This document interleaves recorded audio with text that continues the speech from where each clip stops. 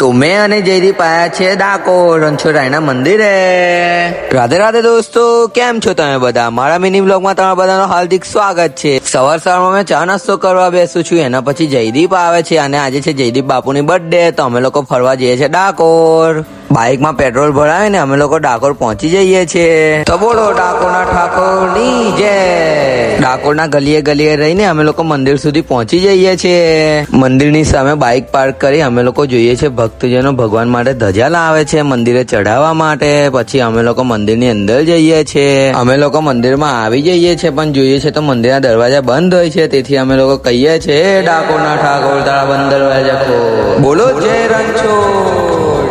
મંદિરના દ્વાર ખુલતા અહીંયા ભગવાનની આરતી થાય છે, તો તમે બધા ભગવાનની આરતી લઈ લો અને એમના દર્શન કરી લો. બોલો જય રણછોડ.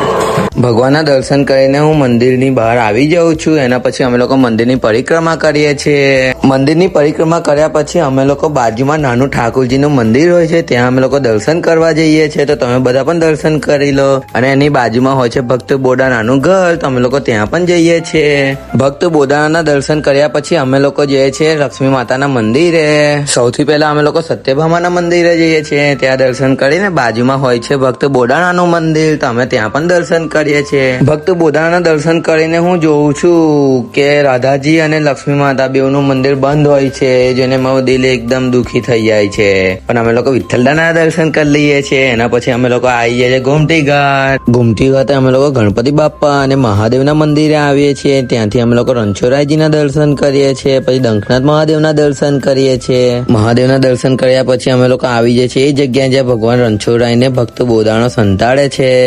હું અને જયદીપ અહીંયા માછલીઓ જોઈએ છે, તો જો કેટલી બધી માછલીઓ છે. એના પછી અમે લોકો એક હિડન પ્લેસ પર આવી જઈએ છીએ. આ જગ્યા ક્યાં આવી હશે કોઈને પણ ખબર નહીં હોય. તો આ છે ભગવાન વિષ્ણુના મંદિરની સામે. ત્યાંથી ગોમતી ઘાટ કેટલો મસ્ત લાગે છે. જુઓ, અમે લોકો પ્રસાદ લઈને પછી મહાદેવના મંદિરે જઈએ છીએ. તો એ મંદિર હું 12 વર્ષ પછી જાઉં છું. મહાદેવના મંદિરનો વ્લોગ હું કાલે અપલોડ કરીશ, તો બધા જોજો. રાધે રાધે.